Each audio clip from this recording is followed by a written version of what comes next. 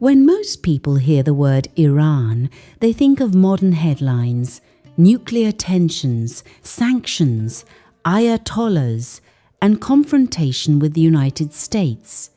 But that image misses something much bigger. Iran is not just a modern state in the news.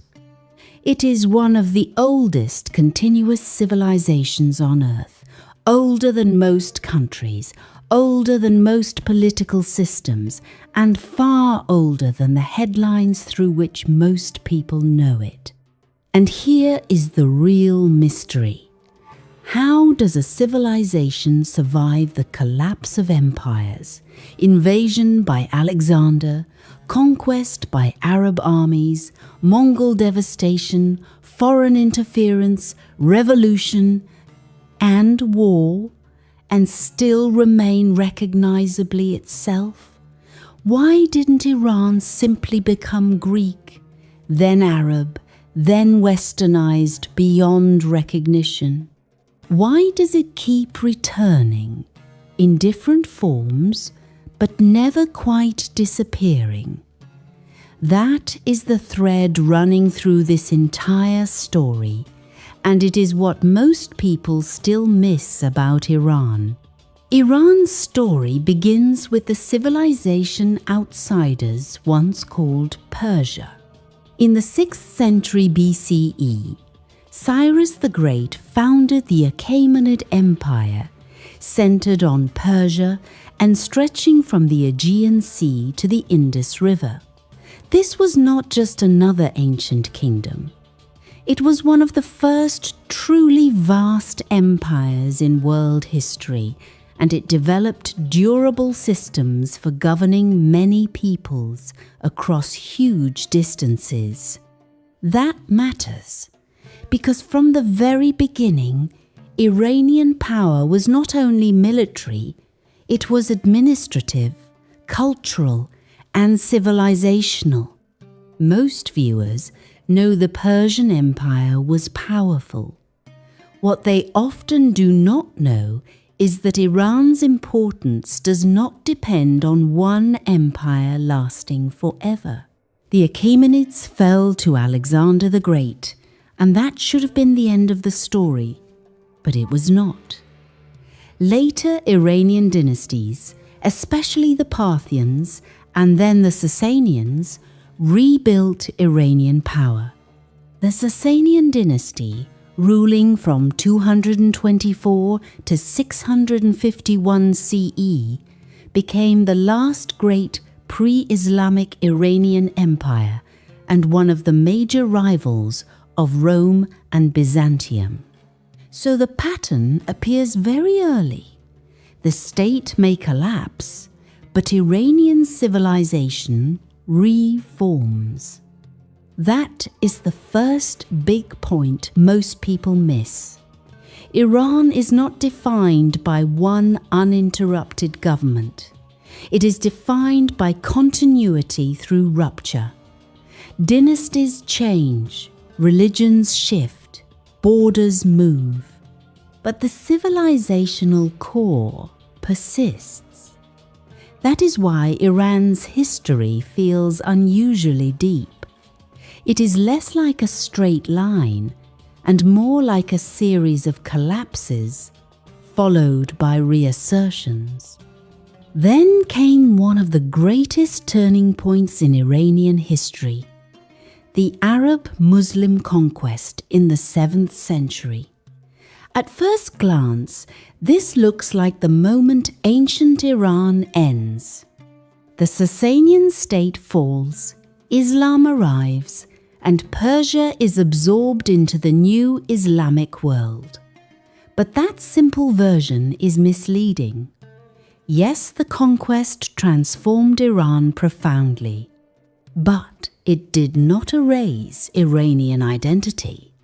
In fact, one of the least appreciated facts about Iran is that after the Islamic conquest, Persian culture not only survived, it eventually became one of the defining cultures of the broader Islamic world. This is where the story gets especially interesting. After the conquest, early New Persian emerged as a major literary and administrative language in the Islamic era. In other words, Persian did not die out under Arab rule. It adapted, evolved, and returned to prominence. Encyclopedia Iranica notes that early New Persian developed in the centuries after the Islamic conquest, while Iranian identity survived as a distinct linguistic and cultural force inside the Islamic Empire. That is extraordinary. Many ancient societies absorbed by expanding empires lost their languages and identities. Iran did not. So here is the payoff to our first question. Iran entered the Islamic world, but it also helped shape that world. Persian scholars, poets, administrators, and court culture became central across much of Islamic civilization. That means Iran was not simply conquered and replaced. It was conquered, transformed, and then reasserted itself from within the new order. That is a much more complicated and much more interesting story than the one most people hear. Then came another shock. The Mongol invasions. In much of the Middle East and Central Asia, the Mongols brought destruction on a terrifying scale. Iran suffered enormously. And yet, once again, Iran did not vanish. Over time, political order returned, Persian culture remained powerful, and Iranian identity survived another civilizational trauma. By now, a pattern is impossible to ignore. Iran has repeatedly endured world historical shocks that might have erased other societies. Now let's get to another point many viewers don't realize. Iran's strongly Shia identity is not simply an ancient, constant stretching unchanged from antiquity. It was decisively shaped under the Safavid dynasty, beginning in 1501, when the Safavids established Twelver Shi'ism as the state religion of Iran. Britannica notes that this was a major factor in the emergence of a unified national consciousness among Iran's different ethnic and linguistic communities. That is huge. One of the defining features of modern Iran, its strong Shia character, was reinforced through an early modern state-building project. That Safavid decision still echoes today. It helped distinguish Iran from many of its mostly Sunni neighbors and gave Iran a religious political identity that would shape regional dynamics for centuries. So when people think of Iran's Shia identity as something timeless and inevitable, they miss the historical process behind it. Iran became what it is through political choices, state power, and long-term consolidation, not because it was frozen in place forever. Fast forward to the modern era, and here is another thing people often miss. Iran has its own deep history of constitutional politics. In the early 20th century, the Constitutional Revolution established a constitution and a parliament in an effort to check the power of the Qajar Shahs.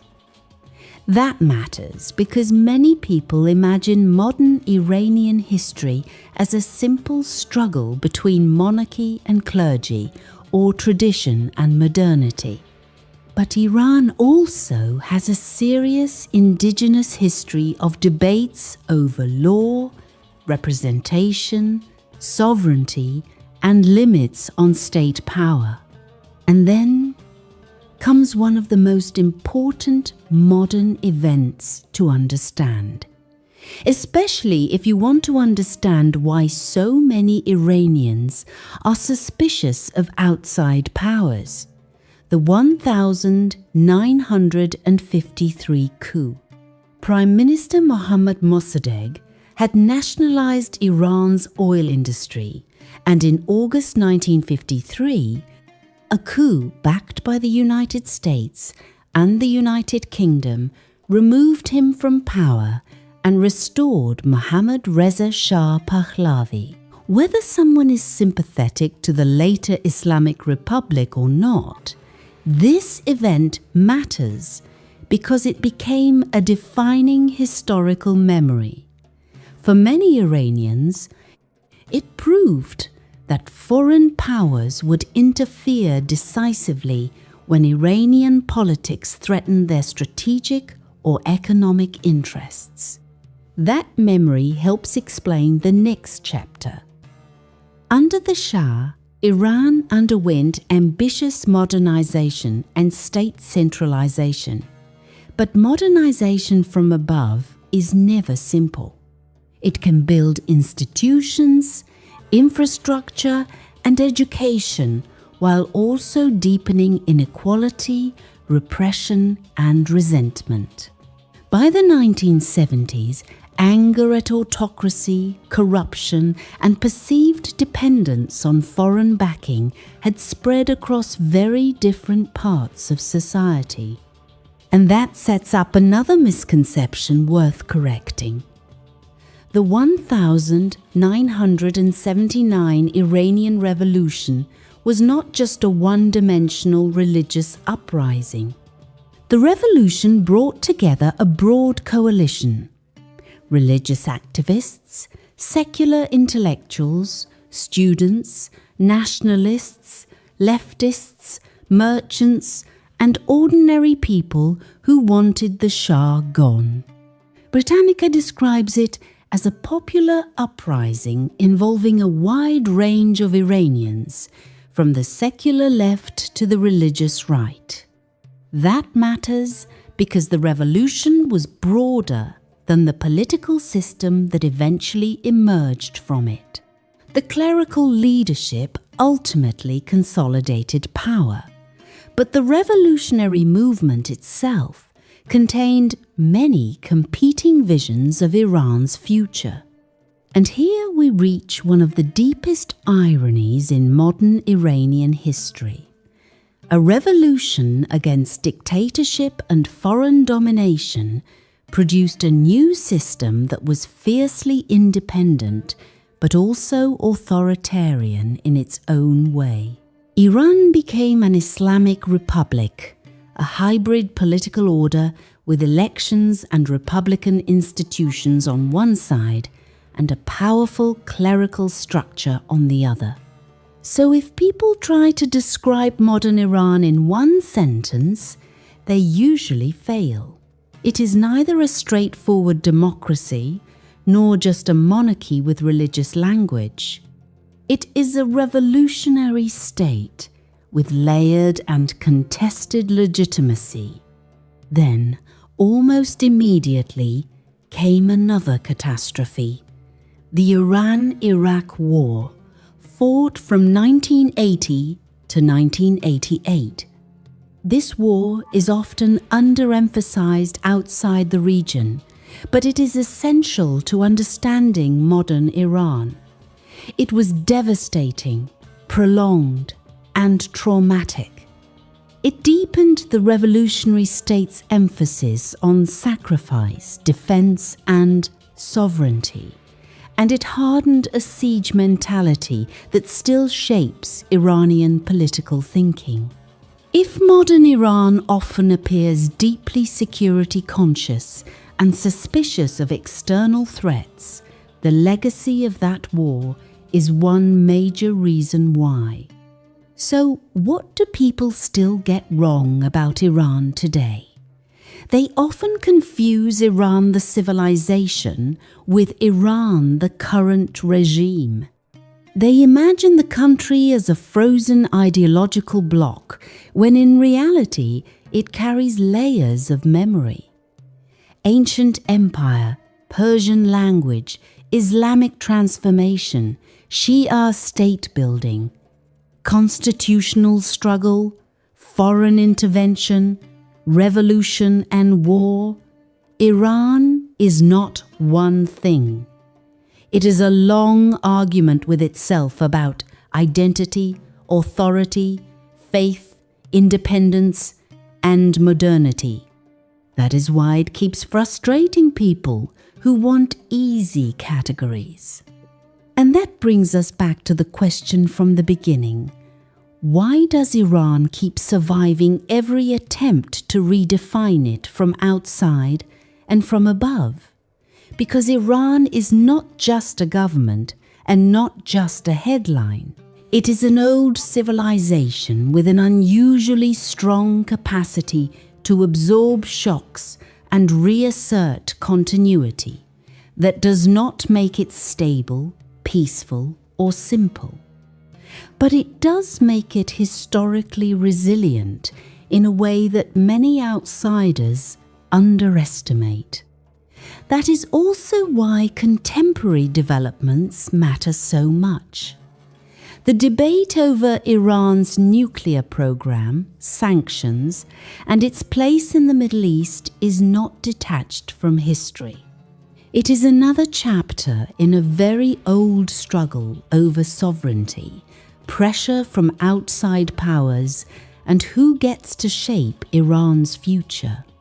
The 2015 JCPOA nuclear deal was meant to place restrictions on Iran's nuclear program in exchange for sanctions relief, but the United States withdrew in 2018 under President Trump. And with Donald Trump returning to office in January 2025, his name remains tied to the modern US-Iran story in a direct way. So the next time someone talks about Iran as if it is only a crisis, only a regime, or only a threat, remember what history actually shows. Iran was old before most modern nations existed. It was transformed by conquest, but not erased. It entered Islam without losing itself. It built a Shia state, but also a constitutional tradition. It experienced foreign intervention, revolution, and war, and still remained recognizably Iran. That is what most people miss. Iran's history is not mainly the story of a country that kept changing into something else. It is the story of a civilization that kept changing without disappearing. Thank you so much again for watching. Please leave a comment and let me know what country or city I should focus on next.